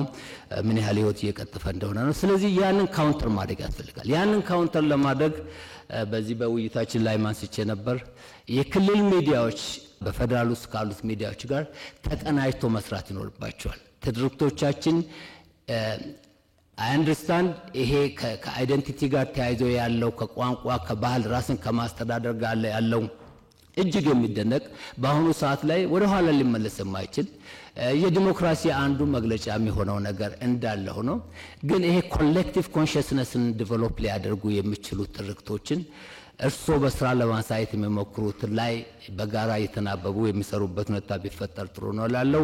በጣም አመሰግናለሁ። ሁሉም ጋዜጠኛ የሆነ በእርግጥ ባልቃወመውም ያንን ግን ደግሞ በጋዜጠኝነት መርህ ያልተዋጀ መረጃ ሁሉም ዘርፍ ላይ ባለው ባለሙያ እየተሰራጨ ነው እዚህ ሀገር ላይና የየዘርፉ ተቋማት ሁሉ በዚህ ሲፈተኑ የምናይበት አጋጣሚ አለ። የጤና ባለሙያዎች ወጥተው በሚያሰራጩት መረጃዎች የጤና ሚኒስቴር መግለጫ የሰጠበት ወቅት ነበረ እዚህ ሀገር ላይና ወጥተው መረጃው መስጠታቸው መጥፎ ባይሆንም ግን ደግሞ በመርህ ቢተዳደሩ ይህን ደግሞ መገናኛ ብዙሃን ባለስልጣን ሚዲያውንም የሚያውጀው የሚቆጣጠረው ተቋም እንደመሆኑ ኃላፊነት ወስዶ አንድ ማሰሪያ ነገር ቢያስቀምጥ የሚል ሐሳብ አለኝ። ሚዲያ ተቋማትም መሰል ባለሙያዎች ወደ ተቋማቸው ሲመጡ በምን አይነት የሚዲያ ስርዓት ይመራሉ ወይም ደግሞ የሚቀመጥ በርግጥ ኤዲቶሪያል ፖሊሲ ያለ ያን እንዲከተሉ ይገደዳል። ግን ደግሞ ፕሮፌሽኑን ሊጠብቁ እንደሚገባ መርህ ቢቀመጥ የሚል ሐሳብ አለኝ። ሌላው በርካታ ማህበራት አሉና እነዚህ ማህበራት አንድ ሆነ መላ ቢበጅላቸው የበለጠ ባለሙያው ሀገራዊ ጥቅም እንዲኖረው ያደርጋል ብዬ አስባለሁ። ከዛ በዘለለ ተቋማት ለሚዲያዎች መረጃ የመስጠት ከፍተኛ ችግር አለና እዛ ላይ መንግስቱ አቅጣጫ ቢሰጥልን እላለሁ። እጅግ አመሰግኖታለሁ። በጣም አድርጌ አመሰግናለሁ። ከአሻም ቴሌቪዥን ነው። እኔ ያው በብዛት ተነስቷል ግን በደንብ ስትረስ እንዲሰጥበት ስለፈለኩ ነው።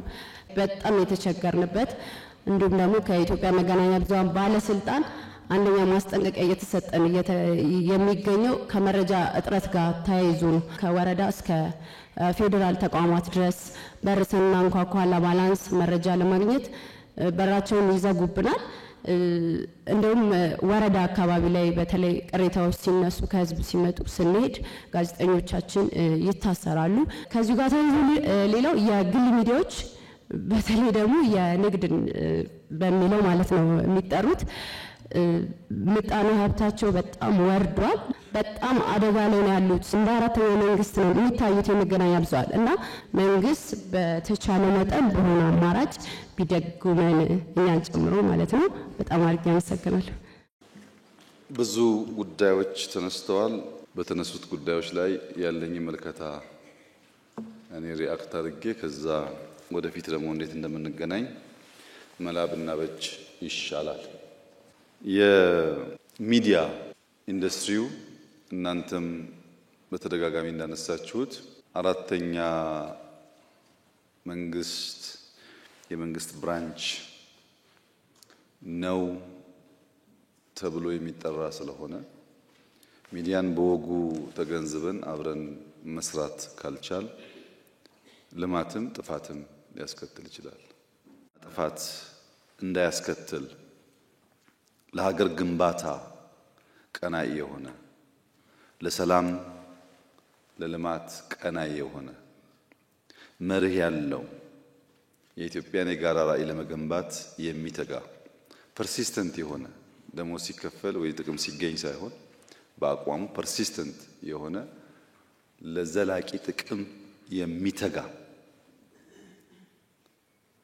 የጋራ የሆነ አስተሳሰብ እንድንይዝ የሚያደርግ አርጎ መፍጠር እንደ ኢትዮጵያ ላልተገነቡ ሀገራት በእጅጉ ያግዛል። ሚዲያው የጋራ ራዕይ እንድንይዝ የጠራ አስተሳሰብ እንዲኖረን በምንጠላው ነገር ላይ አተኩረን የምንሰራ ሳንሆን የምንወደውን ነገር ለመታደግ የምንሰራ እንዲሆን አድርገን ከቀረጽ ነው ዋነኛውን የሚዲያን ተልዕኮ ይፈጽማል ማለት ነው። የሚዲያ ተልዕኮ ንቃት መፍጠር ነው። ማህበረሰባዊ ንቃት መፍጠር ነው። ቶማስ ጄፈርሰን የነጻነት ዋጋ ንቃት ላይ መስራት ነው ይላል። የነቃ ማህበረሰብ ብሔራዊ ጥቅሙን ያውቃል፣ ጠላቱን ያውቃል፣ ወዳጁን ያውቃል፣ ፍላጎቱን ያውቃል፣ አቅሙን ያውቃል፣ ዓለምን ያውቃል፣ ራሱን ያውቃል።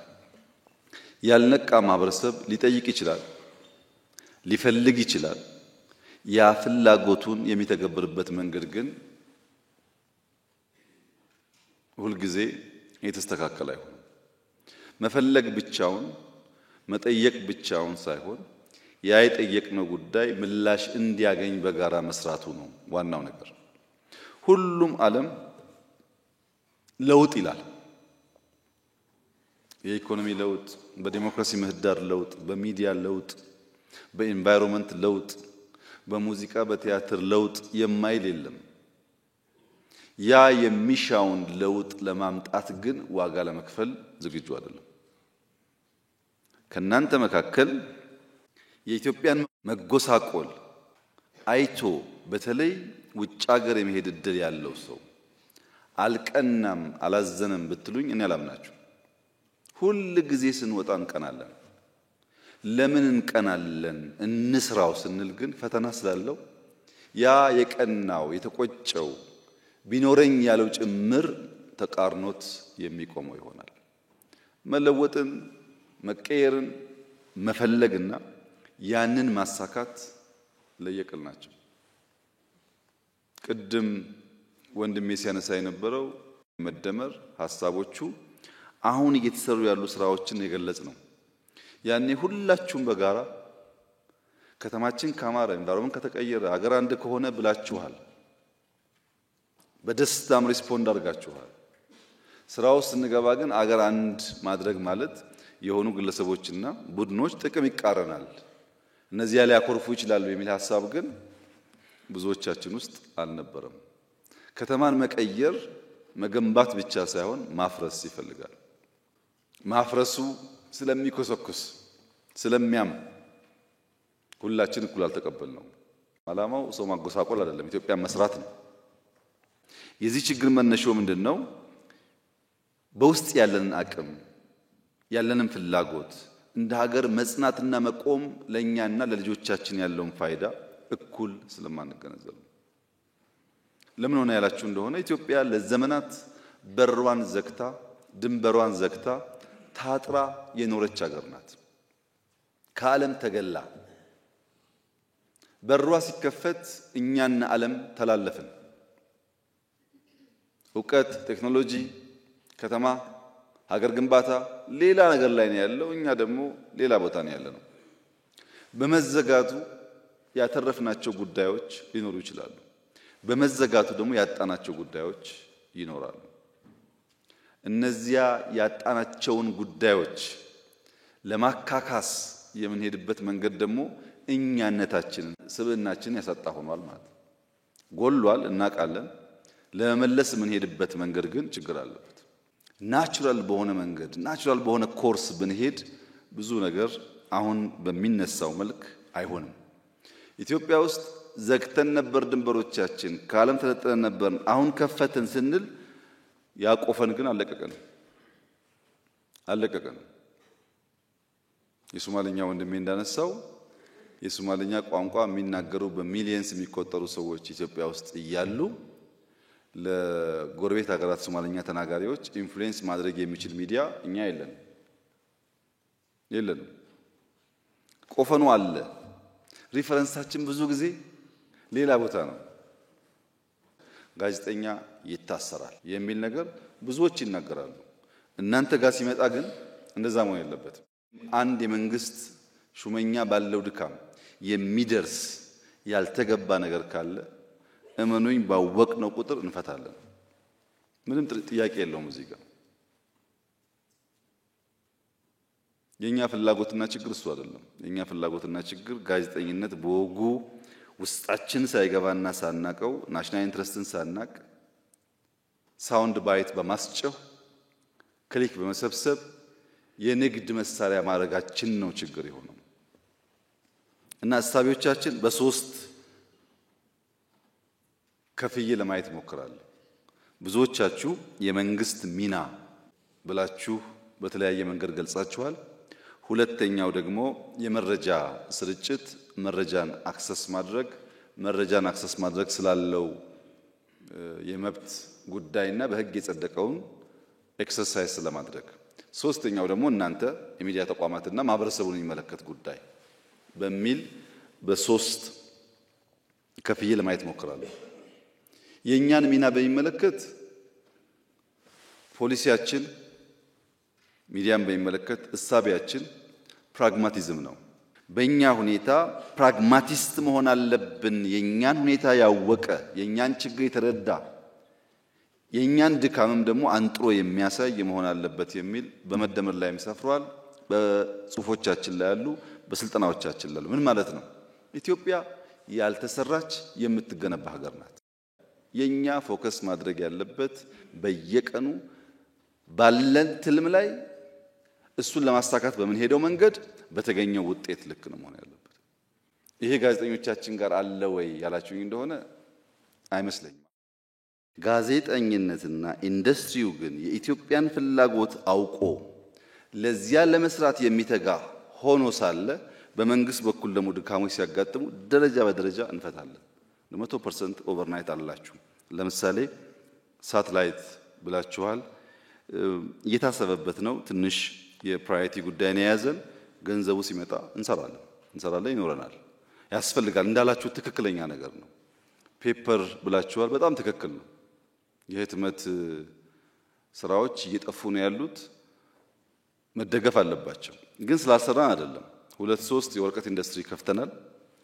2-3 የሚጠጉ ባለሀብቶች አምጥተን በነፃ ቦታ ሰጥተን የወረቀት ፋብሪካ እንዲሰራ ሙከራ አድርገናል። ግን ወረቀት ማምረት ጀምረን የኛ ኢንዱስትሪዎች ከተረፈ ምርት ብቻ ሳይሆን ከሮ ማቴሪያል ወስደው ፔፐር እስኪያመርቱ መታገዝ አለበት። እንደግፋለን። ተቀብየዋለሁ፣ ሐሳቡን እንሰራበታለን። ስልጠና ተሞካክሯል። ምናልባት የኛ ችግር ይመስለኝ የመንግስቱ ላይ ፎከስ አድርገን ሌላውን ትተን ሊሆን ይችላል። አሁን ያለኝ ሬኮመንዴሽን እኔ ለጊዜው የግሎች ለምሳሌ ተደራጅተው ስልጠና ካሪኩለም አዘጋጅተው 2 ቀን 3 ቀን ጋዜጠኛ እናስተምራለን ካሉ አፍሌክስ ገብተው ይሰልጥኑ። ለጊዜው ጊዜው ሲደርስ ደግሞ እንሰራዋለን የእናንተንም። አሁን ለጊዜው ግን ለምንድነው በጣም ብዙ ጥያቄ ስላለ ለሁሉም ይሆናል እያልን ሁሉም ሳይሆን እንዳይቀር አሁን እንሰራለን ብዬ ቃል አልገባላችሁም። አስፈላጊነቱን አምናለሁ። ለጊዜው ባለን ተቋም ተጠቀሙ። ጊዜው ሲደርስ ደግሞ እሱም ይሰራል። የፌደራልና የክልል ችግሮች አሉ። ትክክል ናችሁ። ኢምፕሩቭ አድርገናል። የሚቀረውን ደግሞ እያየን እንፈታለን። ፋይናንስ በሚመለከት በጣም ብዙ ስለሆናችሁ በየቀኑ ስለሚፈጠር ሚዲያ ትንሽ ያስቸግራል። ግን መደገፍ እንዳለበት ይታመናል። የክልል ሚዲያዎች ከክልል አመራሮች ጋር እነጋገራለን። እዚህ በሀገር ደረጃ በማዕከል ደግሞ ያላችሁት ከኮሙኒኬሽን ሚኒስትሩ ጋር እነጋገራለን። በጅምላ ለሁላችሁ ብዬ የማይሆን ቃል አልገባም። ግን እንደየስራ ባህሪያችሁ እና እንደ ኮንቴንታችሁ ይዘት ድጋፍ ለማድረግ እንሞክራለን፣ እንዳይወድቅ ማለት ነው። የምትሰሩት ደግሞ 5-10% እንደየተቋሙ ቢለያይም ዞሮ ለሀገር ስለሆነ ስለምታነቁ ማክሲመም ኤፈርት ይደረጋል። ሚዲያዎች ጠንከር ብለው ከልመናና ከተረጂነት ወጥተው መርህ ላይ ቆሞ መስራት እንዲችሉ ለመደገፍ ይሞከራል። የመረጃ ስርጭት ችግር አለ እንዳላችሁት በየቀኑ ስራዎቻችንን ሁሉም የስራ ኃላፊ ባለው የሶሻል ሚዲያ አውድ ፖስት ያደርጋል። ከዚያ በተረፈ ኢንኳየር ማድረግ የሚፈልጉ ፈርዘር ኢንቨስቲጌት ማድረግ የሚፈልጉ ሰዎች ብዙ እድል አያገኙም። ፕራግማቲክ ለሆኑ ናሽናል ኢንትረስት ለገባቸው ሲጠይቁ በመረጃ በፋክት ላይ ሆነው ኤክስ ዋይ ዜድ ብሎ የሚጠይቁ ሰዎች ሲኖሩ ምንም ችግር የለውም። ኮሙኒኬሽን ሚኒስቴር እያጠራ ሲያቀርብልኝ ወደፊት እናያለን ማለት ነው። የኛ ሚዲያ አሳሳቢው ጉዳይ እና ብንሰራበት የሚሻለው የሰፈር ሚዲያ መሆኑ ነው። ሌላው ቋንቋ ቢቀር እዚሁ አካባቢ የኛ ወንድሞች ጎረቤት ህዝቦች የሚገለገሉባቸውን ቋንቋዎች ተውሰን እኮ አይደለም። ትግረኛውም እዚህ አለ፣ አፋርኛውም እዚህ አለ፣ ሶማሊኛውም እዚህ አለ፣ አረብኛውም ቅድም እንዳለው አሉ። ተጠቅመን መስራት ላይ ውስንነቶች አሉ። በቅርቡ የጀመርነው ስራ አለ በእኛ በኩል ግን መጠናከር አለበት። ውጭ ኢንፍሉዌንስ ማድረግ ካልጀመርን ከውጭ ብቻ እየቀዳን ብዙ ርቀት አንሄድም። እሱን የተመካከሩ ጉዳዮች አሉ፣ እያጠናከርን እንሄዳለን። ሀገር ውስጥ ያለው ሚዲያ በዩቲዩብም ይሁን በሳተላይት ብሮድካስት የሚያደርጉ ሚዲያዎች ከሰፈርና ከመንደር ጉዳይ ያልወጡ ሰብስታንስ የማይገኝባቸው መሆናቸው ብቻ ሳይሆን ውጭ አለ የሚባለው ኤክስፖዠር አለው የውጭ ሚዲያዎች ያያል የሚባለውም ያንን ዕውቀት የጎደለን የሚያመጣ የሚሞላ ሳይሆን ያለንን የሚያበጣብጥ ነው። ጎደሎች አሉ በአቀራረብ በመረጃ ብሎ ያን ጋፕ የሚሞላ አይደለም። ለሚዲያዎች ያለኝ ምክር ብዙዎቹ ሚዲያዎች የምትወድቁት ወደፊትም መውደቅ የሚያመጣባችሁ ብዬ የማስበው አንድ ሚዲያ ተቋም 100 ሰው 100 ኤምፕሎይ ያለው ከሆነ ቢያንስ 60 ሪሰርቸር ነው መሆን ያለበት። ቢያንስ 60 ሰርፍ እያደረጉ መረጃ የሚያነፈንፉ ብቻ ነው መሆን ያለባቸው። 2 ቢበዛ 3 ሰው ነው ያንን ሪሰርች ፕሬዘንት ማድረግ ያለበት። የኛ ሚዲያ ጋዜጠኛ የሚሰበስበው እንደዛ ይሰራል። የተለመደ የዜና ጽሑፍ አለ። ዋና አዘጋጅ የሆኑ ሰዎች መድከም አይጠበቅባቸውም። ትንሽ ከሰማችሁ መጻፍ ይችላሉ። ያን የምናነበው ለዚህ ነው አድማጭ ያጣ ነው። የአንድ ለአንድ ዋን ኦን ዋን ያለው ኢንተርቪው ብቻ ሳይሆን ኒውስ ሲቀርቡ ኢምፓክታቸው መታየት አለበት። ምን ኢምፓክት አላቸው ተብሎ ዋናው ስራ ያለው ከጀርባ ነው። እሱ ላይ ብናተኩር የመንግስቱም የግሉም ብናተኩር ብዙ የምትወድቁ አይመስለኝም። ሚዲያው ኮንቴንት እስካለው ድረስ በዚያው ልክ ፈላጊው እየበዛ ነው የሚሄደው። ማወቅ ያለባችሁ ነገር ፍሪኩዌንሲ በጣም ውድ ሪሶርስ ነው። ይሄ ውድ ሪሶርስ እንደ ኢትዮጵያ ያለ ደሃ ሀገር ለልማትና ለመንቃት መጠቀም ሲገባው ባልባሌ ወሬ ካባከነው ያው ወርቅ እንደማባከን ገንዘብ እንደማባከን ይቆጠራል። በዚያ ፍሪኩዌንሲ የሚተላለፉ ኢንፎርሜሽኖች ሁለት ችግር አለባቸው። አንሰማም፣ አናደምጥም፣ አያስፈልግም፣ ሚዲያ ውሸታም ነው ቢቀርብን ይሻላል ካል አንኢንፎርምድ ያደርገናል። እናድምጣቸው ዕውቀት እናገኝበታለን ደሞ ስንል የሚመጣው ወሬ የሚመጣው ኢንፎርሜሽን የተዛባ ይሆናል። ትክክለኛውን ፋክት ሳይሆን ሮንግ ነገር ያመጣል። መደመጥ አለበት። ይሄ እውነተኛ ሚዲያ ነው ብለን ፎሎ እንድናደርገው በተቻለ መጠን እውነት መግለጥ የሚችል መሆን አለበት። እውነትን ካልገለጠ በቀር በሚኖረው ጩኸት ክሊኮች ኮሜንቶች ሊኖሩ ይችላሉ። ግን እርግጠኛ ነኝ ኮሜንት አድራጊውም ጭምር ወደ ውስጡ አይወስደው።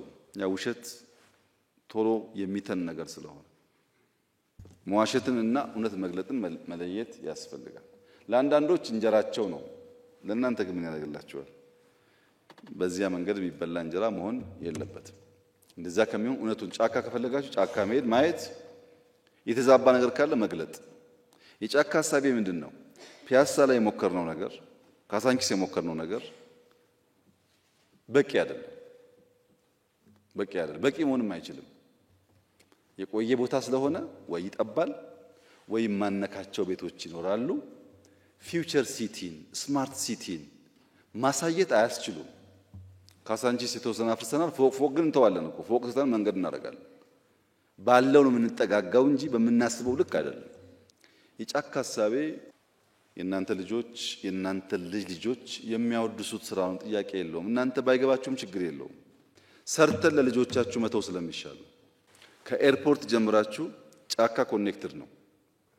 ከጫካ ተነስታችሁ ኦብዘርቫቶሪ የሚባለው ከእንጦጦ በላይ ያለው ታቁት ከሆነ አላቅም ኮኔክት ያደረግነው ነው። ከኦብዘርቫቶሪ እንጦጦ ማርያም ኮኔክት ተደርጓል። ከእንጦጦ ማርያም ጉለሌ ኮኔክት የተደረገ ነው። ምን ማለት ነው? ክሎስ ቱ 40 ኪሎ ሜትር ነው። ዓላማው ልጆቻችን ሰምዌር ሄደው ከሚቀኑ ሞዴል ነገር እንዲያዩ ነው። ጋዜጠኝነት ዜግነት እንደሌለው የምታስቡ ሰዎች ካላችሁ ተሳስታችኋል። ጋዜጠኝነት ዜግነት አለው። ልክ እንደ ወታደር፣ ልክ እንደ ዶክተር፣ እንደ ሐኪም፣ ልክ እንደ መምህር፣ ልክ እንደ ደህንነት ሰራተኛ ጋዜጠኝነት ዜግነት አለው። ጋዜጠኝነት ናሽናል ኢንተረስት አለው። ጋዜጠኝነት የሚቆምለት ሀገርና ባህል አለ። ዝም ብሎ ጋዜጠኝነት የሚባል ነገር የለም። ያን ያሰብን ለእውነት ቆመን መስራት ያስፈልጋል። የኛ በሽታ ፐርፐዝ ማጣት፣ ሀገራዊ ፍላጎት ላይ ሀገራዊ ጥቅም ላይ አለመቆም መሆኑን ማየት ያስፈልጋል። ሉዓላዊነት ቅድም አንድ ወንድሜ እንዳነሳው በዚያ መንገድ አይደለም መፍረስ የሚመጣው። ፕሮፓጋንዳ ነው ቀድሞ የሚያፈርሰው። ጥይት በኋላ የሚከተለው መጀመሪያ ፕሮፓጋንዳ ይሰራል፣ ከዛ ነው ወደ ማፍረስ የሚሄደው። በእናንተ ኬዝ ኢትዮጵያ ስንዴ ታመርታለች፣ ስንዴ አታመርትም የሚል ክርክር አለ። እኛ አመርተናል እንላለን፣ ሰዎች ደግሞ አላመረተችም ይላሉ። እናንተም ትሰማላችሁ፣ እንትና እንዲህ ብሎ ዘግቧል ብላችሁ ትናገራላችሁ። ግን በጣም ቀላል ነገር ነው። 10 ሚዲያዎች ተነጋግራችሁ አሻም ወደ ምዕራብ፣ ኤንቢሲ ወደ ምስራቅ፣ ኢሳት ወደ ደቡብ፣ አንድ ደግሞ ወደ ሰሜን 10 ሰው ልካችሁ ስንዴ አርሶ አደሩ ባለፈው አመት ስንት አረስክ፣ አሁን ስንት አረስክ፣ ባለፈው ስንት አገኘ፣ አሁን ስንት አገኘ፣ ባለፈው በአመት ስንት ታመርታለህ፣ አሁንሳ ብሎ ስትሰባሰቡ ያሰራችሁ በቂ ዳታ ፐርፌክት አይደለም፣ ማሳያ ዳታ ሊሆን ይችላል። የተዘገበውን ከምናራግብ አንዳንድ ሰው ልከን በመጠየቅ ማወቅ እንችላለን። በቲዮሪ በመጽሐፍት ሚዲያ ውግንናው ለእውነት ነው። እውነት እንዲወጣ እውነት እንዳይደበቅ ይሰራል ነው። እነሱ ጋር ስናየው ግን እውነት ሁለት መልክ አለው። ፍጹማዊ እውነት እና አንጻራዊ እውነት አለ። ለምን አንጻራዊ ሆነ? ናሽናል ኢንትረስት ስላለ። ናሽናል ኢንትረስት ስላለ እሱን እንዴት አድርገን ነው በድህረ እውነት ዘመን በዲጂታል ዘመን እኛ ልናመጣ የምንችለው? ዲጂታል ድህረ እውነትን ሞር ያስፋፋና የገለጠ ችግር ነው። እንደተባለው ስልክ ያለው ሰው ሁሉ ጋዜጠኛ ነው፣ ያሻውን ይናገራል፣ የተናገረው ደግሞ አየር ላይ ይውላል። እንዴት አድርገን ነው አስታርቀን የኛን ብሔራዊ ጥቅም አረጋግጠን ሰውን የምናነቃው? ሰው በተፈጥሮ መልካሙን ነገር ማየት አይችልም። በተፈጥሮ በግልም ይሁን በቡድን የከፋውን ነገር ብቻ ነው መዞ የሚያየው። ያልተመቸውን ነገር ነው የሚያየው። በንግግር ውስጥም አግሬሲቭ የሆነውና ጥላቻ የተሞላበት ቶሎ ይደመጣል። ለዚህ ነው የሚዲያ ሰዎች የሚሉት፣ እኔም ከዚህ ቀደም እንዳልኩት ስትናደድ ብዕርህንም ሽጉጥህንም አታንሳ። ሽጉጥህን ብታነሳ ሰው ትገላለህ፣ ብዕርህን ብታነሳ ግን ትውልድ ትገላለህ። አንዴ ሳይሆን ደጋግመህ ትገላለህ። የምንጽፍና የምንናገር ሰዎች ዛሬም ብቻ ሳይሆን ነገ እንደምናጠፋ አስበን ኃላፊነት ተሰምቶን ቢሆን ጥሩ ነው። የኛ መሰረታዊ ችግር 3 ነው። አንደኛው አዎንታዊ መረጃ ፖዚቲቭ የሚባል ኢንፎርሜሽን ራዲየት አይደረግም። አዎንታዊ መረጃዎች አይሰራጩም። አዎንታዊ መረጃ ሳይሰራጭ ሲቀር ደግሞ ሰውን ዲፕ ዳውን ኢንስፓየር የማድረግ አቅሙ እየቀነሰ ይሄዳል። ሁለተኛው ሚስ ኢንፎርም እናደርጋለን። መረጃው ከሚለው ውጪ አሳስተን እንዘግባለን። ሶስተኛው በሬ የወለደ ነው። ምንም የሌለ ነገር ዲስኢንፎርም እናደርጋለን። እንደዚህ አይነት ሴራ ላይ ኢንትሪግ ላይ ኮንስፒሬሲ ላይ ያተኮረ ስራ እመኑኝ ስር የለውም፣ አይቆምም። እኛ ጋር ምን ችግር አለ? በኢንፊልትሬሽን ሚዲያዎቻችን ፓርቲ ውስጥ መንግስት ውስጥ የገቡ ሰዎች አሉ። ብዙ ጊዜ እንዳልኩት ሚማር እየጠበቅን እያየን ሰዎቹ ቀስ ቀስ እያሉ ይወጣሉ። ሲወጡ ጩኸቱ ራሱ አንዴ ከሆነ ችግር አለ ማለት ነው። እቺን እንኳን ለማስተዋል የሚዲያ ሰዎች በትምህርታችሁ በልምዳችሁ ምክንያት የነቃችሁ መሆን አለባችሁ። አንድ ሰው ምን እንደሰራ ሳታቁ ቢሮውን ሳያጸዳ ዛፍ ሳይተክል ሰፈሩ ላይ አንድ ሰራተኛ ዳሃ ያለች እሱ ጋር ገንዘብ አዋጥቶ ሳያግዛት ዝም ብሎ መጥቶ እናንተ ጋር በዩቲዩብ መልአክ ሲጫወት የት ሰራ? መች አገለገልክ? ስንት ዛፍ ተከልክ? ለስንት ዳሃ ቤት ሰራ? ምን ያክል ታነባለህ? ምን ያክል ጻፍክ? መጠየቅ እኮ አለበት ሰውየው። ዝም ብሎ መጥቶ እኔ እንትን ነኝ በሚል እንዴት ይሆናል?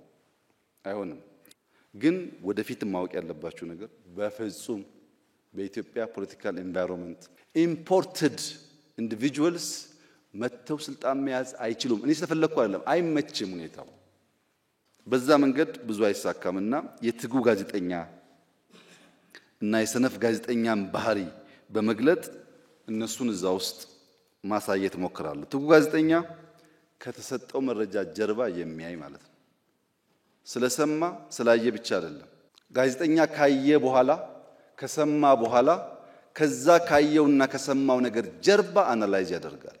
ምን ፋይዳ አለው ናሽናል ኢንትረስት ብሎ የሚያይ የምክንያትና ውጤት አናሊሲስ መስራት የሚችል ኮዝ ኤንድ ኢፌክት የሚያይ መሆን አለበት። ብናገር ምን አውትካም አለው ብሎ የሚያስብ መሆን አለበት። ዝም ብሎ የሚናገር ከሆነ ጥፋት ያመጣል። ለክስና ለወቀሳ ያልቸኮለ መሆን አለበት። አንድ ወገን ሰምተ ሳይድ ከያዝክ ለክስና ለወቀሳ ያጣድፋል።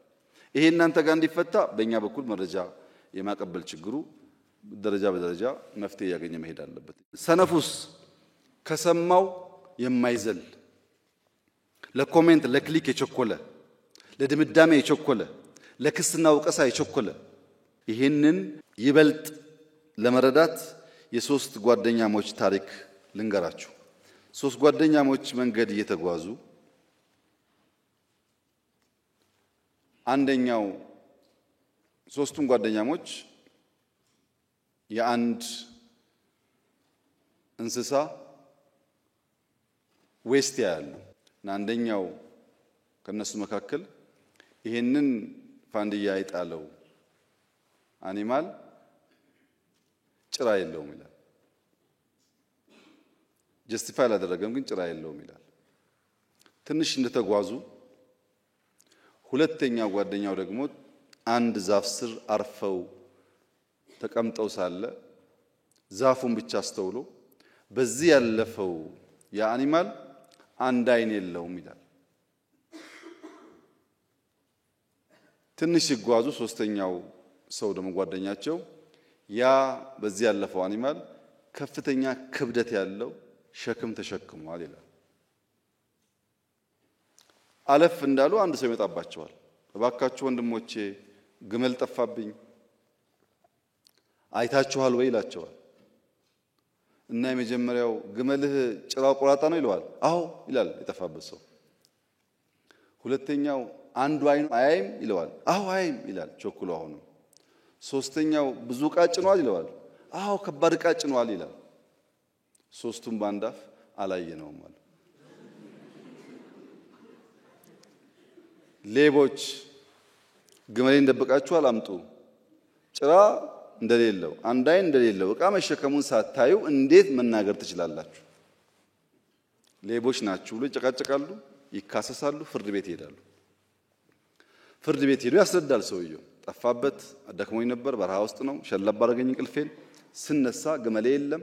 ግመሌን ፍለጋ ሲሄድ ሶስት ጓደኛሞች አገኘኋቸው። ሶስቱን ስጠይቃቸው አንዱ ጭራ የለውም አለኝ፣ አንዱ አንድ አይኑ አይሰራም አለኝ፣ አንደኛው ደግሞ ከባድ ዕቃ ተሸክሟል አለኝ። እሱኑ አምጡ ግመሌ ስላቸው ደግሞ አላየንም አሉኝ እና ሰርቀውብኛል ብሎ ይከሳል። እነዚያ ራሳቸውን ዲፌንስ ያደርጉ ለዳኛው የለም እኛ ግመሉን አላየነውም፣ እኔ ጭራው ተቆርጧል ያልኩት ጭራ ያለው ግመል ፋንዲያ ሲጥል ጭራው ስለይመታው በተን በተን በተን ይላል። ይሄኛው ከመር ስላለ ጭራ ባይኖረው ነው እንጂ ቢኖረው እንደዛ ሊሆን አይችልም ብዬ ነው ጭራ የለውም ያልኩት።